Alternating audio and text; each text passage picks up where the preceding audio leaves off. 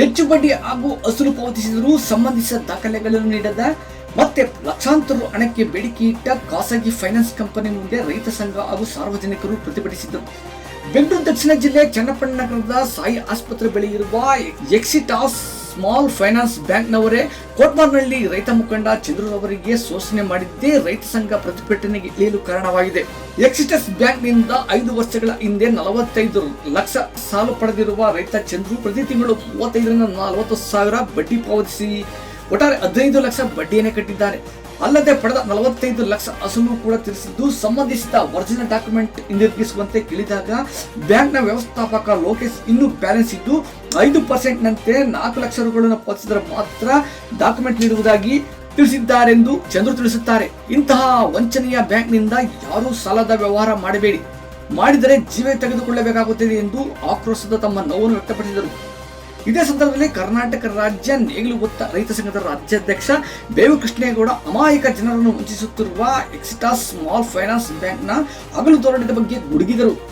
ಇಂತಹ ಜನವಿರೋಧಿ ಬ್ಯಾಂಕ್ಗಳಿಂದಲೇ ಸಾರ್ವಜನಿಕರು ಸಾವಿನ ದವಡೆಗೆ ಹೋಗಲು ಕಾರಣವಾಗಿದ್ದಾರೆ. ಸಂಬಂಧಿಸಿದ ಬ್ಯಾಂಕ್ನ ಉಸ್ತುವಾರಿಗಳು ಬರುವವರೆಗೂ ಪ್ರತಿಭಟನೆ ನಡೆಸುವುದಿಲ್ಲ ಎಂದು ಬ್ಯಾಂಕ್ನ ಮುಂದೆ ಕುಳಿತು ಧಿಕ್ಕಾರ ಕೂಗುತ್ತಾ ಪ್ರತಿಭಟನೆ ಮಾಡಿದರು.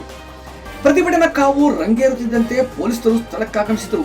ಈ ಸಂದರ್ಭದಲ್ಲಿ ನೊಂದ ರೈತ ಚಂದ್ರು ಮೊಬೈಲ್ಗೆ ಕರೆ ಮಾಡಿದ ಬ್ಯಾಂಕ್ನ ಉಸ್ತುವಾರಿ ಸಮೀರ್ 10 ದಿನಗಳೊಳಗೆ ಡಾಕ್ಯುಮೆಂಟ್ ನೀಡಲಾಗುವುದು, ಕೇವಲ 20,000 ಹಣ ನೀಡುವಂತೆ ತಿಳಿಸಿದ್ದು ಬ್ಯಾಂಕ್ನ ಅಕ್ರಮಗಳಿಗೆ ಸಾಕ್ಷಿಯಾಗಿತ್ತು.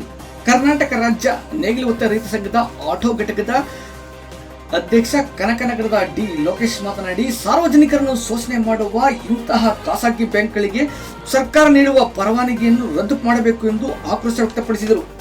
ಈ ಸಂದರ್ಭದಲ್ಲಿ ರಾಂಪುರ ರಾಜಣ್ಣ, ಜಿಲ್ಲಾಧ್ಯಕ್ಷ ಪ್ರಕಾಶ್, ಪ್ರಧಾನ ಕಾರ್ಯದರ್ಶಿ ರಮೇಶ್, ರವಿಕುಮಾರ್, ತಾಲೂಕು ಅಧ್ಯಕ್ಷ HR ರಮೇಶ್, ಗೌರವಾಧ್ಯಕ್ಷ ಮಲ್ಲೇಶ್, ಜಿಲ್ಲಾ ಯುವ ಘಟಕದ ಅಧ್ಯಕ್ಷ ಗಿರೀಶ್, ಮುಖಂಡರುಗಳಾದ ಲೋಕೇಶ್, ಪುಟ್ಟರಾಜು, ಸುರೇಶ್, ನಟರಾಜು ಹಾಗೂ ಹಲವಾರು ಮಂದಿ ಮುಖಂಡರು ಹಾಜರಿದ್ದರು.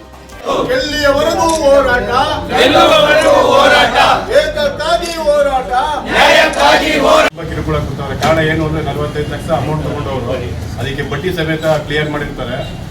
ಆ ಮೂಲ ದಾಖಲಾತಿನ ಕೊಡಕ್ಕೆ ಅವರು 1 ತಿಂಗಳು ತಗೊಂಡವ್ರೆ. ಕಾರಣ ಕೇಳಕ್ ಹೋದ್ರೆ ಅವ್ರು ಯಾವುದೇ ರೀತಿ ಸ್ಪಂದಿಸ್ತಾ ಇಲ್ಲ, ಮೂಲ ದಾಖಲಾತಿಗಳು ಕೊಡಕ್ಕೆ ಸ್ಪಂದಿಸ್ತಾ ಇಲ್ಲ. ಈಗ ಒಂದು ಟೈಮ್ ಕೊಡಿ, ಅವ್ರು ಬರ್ತಾ ಇದಾರೆ, ಅವ್ರು ಬಂದ್ಮೇಲೆ ಏನಿದೆ ನಾನು ಇವ್ರ ಅಂಗಡಿ ಹತ್ರನೇ ಕರ್ಕೊಂಡೋಗಿ ನಾನು ಕ್ಲಿಯರ್ ಮಾಡಿ. ಆಯ್ತು ಸರ್, ನಾನು ಕ್ಲೋಸ್ ಮಾಡಿ ಓಕೆ, ಪರವಾಗಿಲ್ಲ. ನಮ್ಗೇನ್ ಗೊತ್ತಾ ಸರ್, ಇವ್ರ ದೆಸೆಯಿಂದ ನಾವು ವಿಷ ಕುಡಿಬೇಕು. ಯಾಕೆಂದ್ರೆ ನಾವು ಮಾಡೋ ಸಂಪಾದನೆ ಎಲ್ಲ ಇವ್ರಿಗೆ ಕಟ್ಟಿದ್ಮೇಲೆ ಬಡ್ಡಿ ಬಡ್ಡಿ ಬಡ್ಡಿ ಬಡ್ಡಿ ಬಡ್ಡಿ ಅಂತ 11.5% ಇಂಟ್ರೆಸ್ಟ್ ತಗೊಂಡವ್ರೆ. 11.5% ಇಂಟ್ರೆಸ್ಟ್ ಕಟ್ಟಿದ್ಮೇಲೆ ನಾವೇನು ನಾವು ಸಂಪಾದನೆ ಮಾಡಿ ನಮ್ಮ ಫ್ಯಾಮಿಲಿ ಹೆಂಗ್ ಉಳಿಸ್ಕೊಳ್ಳೋದು?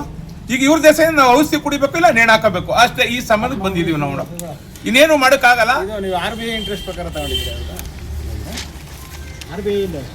ಈಗ ನಾವು ಇವ್ರಿಗೆ ಯಾವುದೇ ವಿಧವಾದ ₹1 ಡ್ಯೂ ಇಲ್ಲ, ₹1 ಡ್ಯೂ ಇಲ್ಲ, ಇವ್ರು ಕಟ್ಟುವಂಗಿಲ್ಲ. ಆದ್ರೂ ನಮ್ಗೆ ತೊಂದರೆ ಕೊಡ್ತಾರೆ. 1 ತಿಂಗಳ ತನಕ ಕಂಪಲ್ಸರಿ ಪ್ರತಿದಿನ ಬರ್ತಾ ಇದ್ದೀನಿ, ಪ್ರತಿದಿನ ಬಂದು ಕೇಳ್ತಾ ಇದ್ದೀನಿ, ನಂಗೆ ಡಾಕ್ಯುಮೆಂಟ್ಸ್ ಕೊಡಿ ಅಂತ. ಆದ್ರೂ 1 ದಿವಸನೂ ಇವರು ನಮ್ಗೆ ಯಾವುದೇ ವಿಧವಾದ ಇದನ್ನ ಕೊಡ್ತಾ ಇಲ್ಲ.